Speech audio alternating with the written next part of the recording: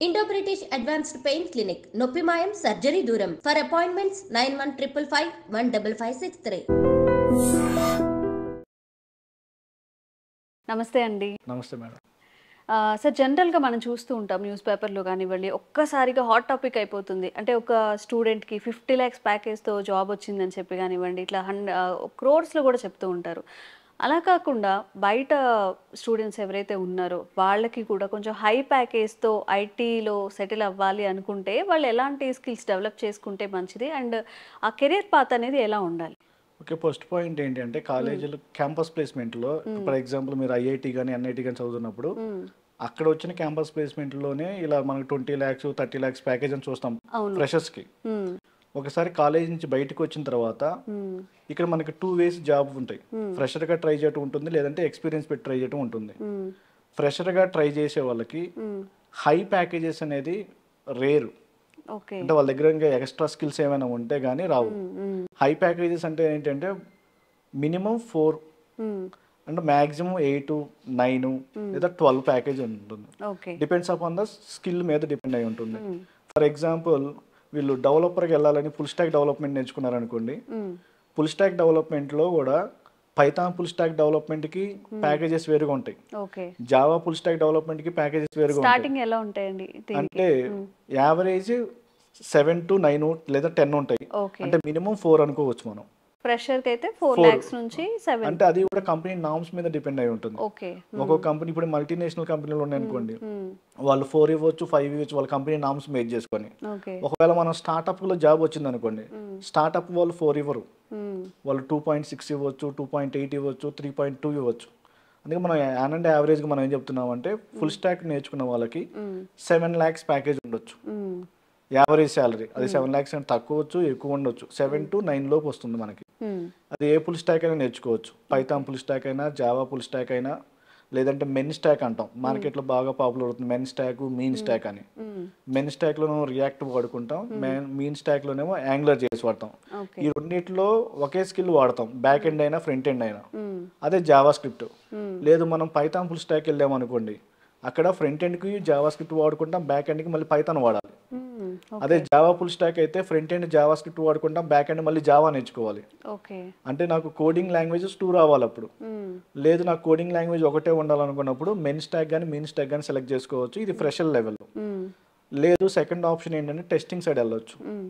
ఈ testing side కూడా packages బాగుంటాయి. అందులో ఆటోమేషన్ టెస్టింగ్ కొంచెం ప్యాకేజెస్ బాగుంటాయి, మాన్యువల్ టెస్టింగ్ ప్యాకేజెస్ కొంచెం తక్కువ ఉంటాయి.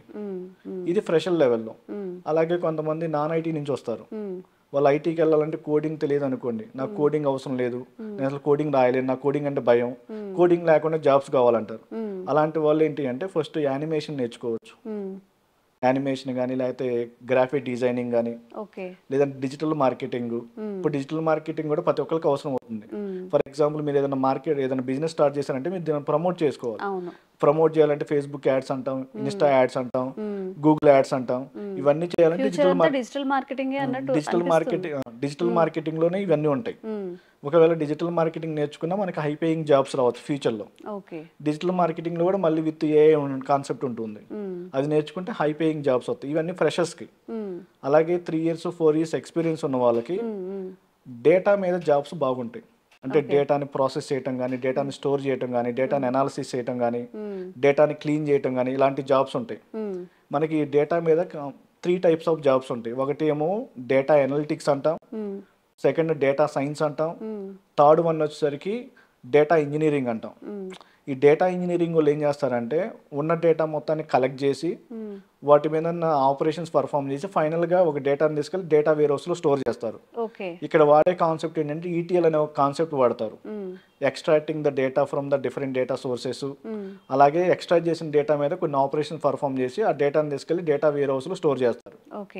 ఇదంతా ఏంటి అంటే పాస్ట్ అనమాట. అంటే పాస్ట్లో వాళ్ళ దగ్గర ఉన్న డేటా మొత్తం కలెక్ట్ చేయటం, తర్వాత ఏదైతే డేటా వేర్ హౌస్లో డేటా ఉందో దాన్ని అనాలిసిస్ చేయాలి. అనాలిసిస్ చేసి దానికి ఒక రిపోర్ట్ జనరేట్ చేసి ఎవరైతే ప్రొడక్ట్ ఓనర్ ఉంటారో లేదంటే ఎవరైతే హైయర్ అథారిటీ వాళ్ళు ఉంటారో వాళ్ళకి ఆ రిపోర్ట్ జనరేట్ చేయాలి. ఓకే. ఆ రిపోర్ట్ అంతా ఎలా జనరేట్ చేస్తామంటే డేటా అనలిటిక్స్ వాళ్ళు చేస్తారు. ఈ డేటా అనలిటిక్స్లో వెళ్ళాలంటే మళ్ళీ మనకు ఏదో కోడింగ్ లాంగ్వేజ్ కావాలి, అలాగే ఎస్క్యూఎల్, అడ్వాన్స్డ్ ఎక్సెల్, ఏదో ఒక బిఐ టూల్ యూజ్ చేసుకొని ఒక రిపోర్ట్ జనరేట్ చేస్తాం, డాష్ బోర్డ్ లైక్ అయితే పై చార్ట్లో కానీ బార్ చార్ట్లో కానీ ఒక గ్రాఫ్ డిజైన్ చేసి అదే హయ్యర్ అథారిటీ వాళ్ళకి ఇస్తాం. వాళ్ళు ఏం చేయాలి అంటే ఆ రిపోర్ట్స్ మొత్తాన్ని అనలైజ్ చేసుకొని ఒకవేళ మనం ఏదైనా బిజినెస్ లాస్లో ఉన్నా లేకపోతే ప్రాఫిట్లో ఉన్నా లేకపోతే ప్రాఫిట్లో ఉన్నా ఇంకొంచెం ప్రాఫిట్ రావడానికి అనాలిసిస్ చేసి ఒక డెసిషన్ తీసుకుంటారు.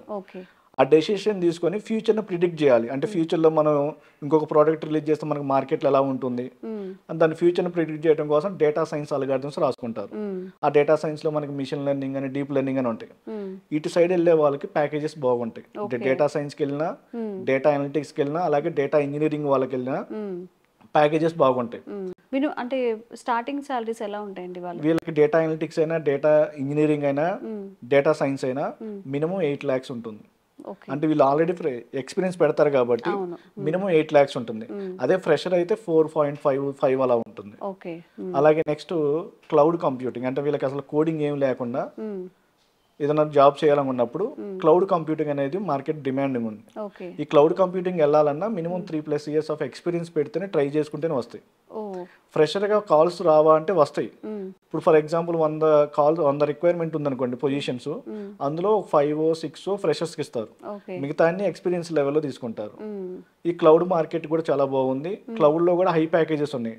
ఒక్కొక్కసారి 12 lakhs, యావరేజ్ శాలరీ 12 lakhs ఉంటుంది. ఓకే. ఈ క్లౌడ్లో కూడా మనకి AWS అని ఉంటుంది, ఎజూర్ అని ఉంటుంది, అంటే గూగుల్ GCP అని ఉంటుంది. మనం నేర్చుకున్న టూల్ను బట్టి మళ్ళీ మీరు AWS నేర్చుకుంటే ఒక రకంగా ఉంటాయి ప్యాకేజెస్, ఎజూర్ నేర్చుకుంటే ఒక రకంగా ఉంటాయి ప్యాకేజెస్, అలాగే GCP నేర్చుకుంటే ఇంకొక రకంగా ప్యాకేజెస్ ఉంటాయి. అందులో ప్లస్ మన దగ్గర మళ్ళీ కోడింగ్ స్కిల్స్ కూడా ఉండాలి. అంటే స్క్రిప్ట్ రాయడానికి కొన్ని స్కిల్స్ కావాలి, ఆ స్కిల్స్ అన్నీ ఉండాలి. అలాగే క్లౌడ్లో కొన్ని నెట్వర్కింగ్ కాన్సెప్ట్స్ కూడా కావాలి. ఎవరైతే నెట్వర్కింగ్ బ్యాక్గ్రౌండ్ నుంచి వస్తారో వాళ్ళకి క్లౌడ్ కొంచెం సూటబుల్గా ఉంటుంది. అలాగే నెక్స్ట్ డెవాప్స్ అంటాం. ఇంతకుముందు డెవలపర్ చేసేవాళ్ళు, ఆపరేషన్స్ టీమ్ ఆపరేషన్ జాబ్స్ చేస్తారు. ఇప్పుడు మార్కెట్ అంతా చేంజ్ అయిపోయి ఒక్క పర్సనే రెండూ చేయాలి, దాన్ని డెవాప్స్ అంటాం. ఇక్కడ ఎజైల్ అని, స్క్రమ్ అని ఇవన్నీ ఉంటాయి. ఇవి నేర్చుకున్నా మనకి హై పేయింగ్ జాబ్స్ వస్తాయి. ఇక్కడ కూడా మినిమం 12 to 14 ఉంటుంది యావరేజ్ శాలరీ. కాకపోతే ఇక్కడ కూడా ఎక్స్పీరియన్స్ వాళ్ళకే ఎక్కువ కాల్స్ ఉంటాయి ఫ్రెషర్స్ కన్నా. తర్వాత సైబర్ సెక్యూరిటీ అంటున్నారు. ఈ సైబర్ సెక్యూరిటీకి కూడా ఫ్యూచర్ మార్కెట్ చాలా బాగుంటుంది. కాకపోతే ఇక్కడ కూడా హై పేయింగ్ జాబ్స్ ఉంటాయి.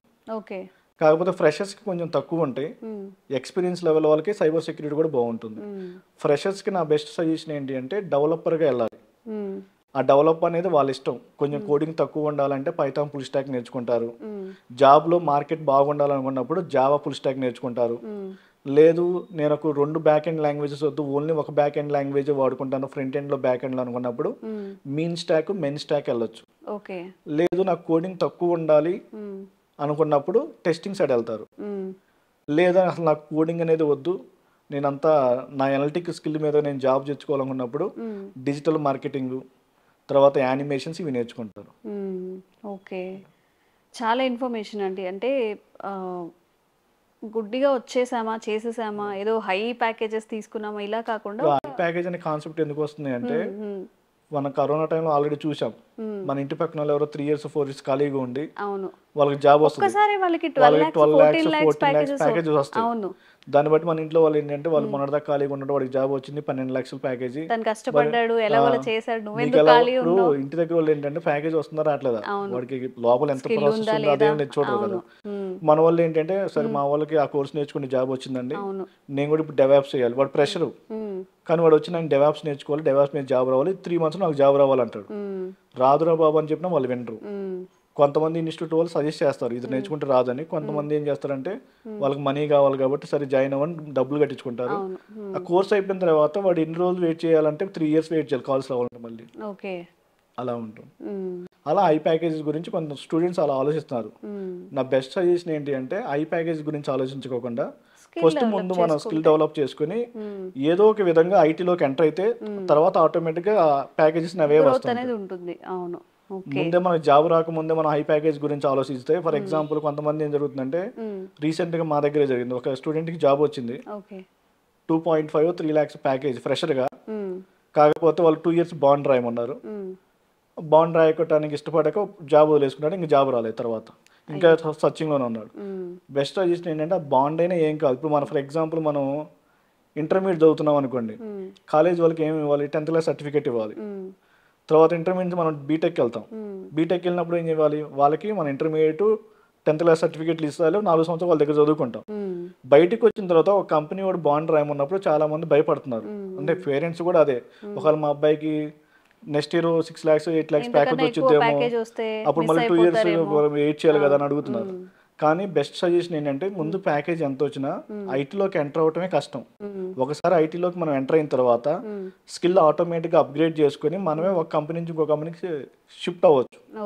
అప్పుడు ప్యాకేజ్ కూడా పెరుగుతాయి. ఇనిషియల్ గానే మనకి ఇంత ప్యాకేజ్ రావాలి, ఇంత ప్యాకేజ్ రావాలనేది మార్కెట్ అనేది చెప్పలేము. ఈ రోజు ఉండొచ్చు, రేపు బావచ్చు. ప్లస్ మనం ఈ కోర్స్ నేర్చుకున్నాం, దానికి మార్కెట్ ఎప్పటి వరకు ఉంటుందో కూడా తెలియదు. ఉన్నప్పుడు మనకి జాబ్ వచ్చినప్పుడు మనం ఆపర్చునిటీని యూజ్ చేసుకోవాలి. అవును, నిజంగా అండి, చాలా మంచి ఇన్ఫర్మేటివ్గా చెప్పారు. అంటే చాలామంది చేస్తున్న తప్పులు ఖచ్చితంగా మీరు ఏదంటే కంపారిజన్స్ ఉన్నాయో వాళ్ళకి ఎక్కువ వచ్చింది కాబట్టి మనకు కూడా ఎక్కువ రావాలని ఎక్స్పెక్ట్ చేయడం కూడా తప్పని. చాలా అండి, చాలా థ్యాంక్ యూ.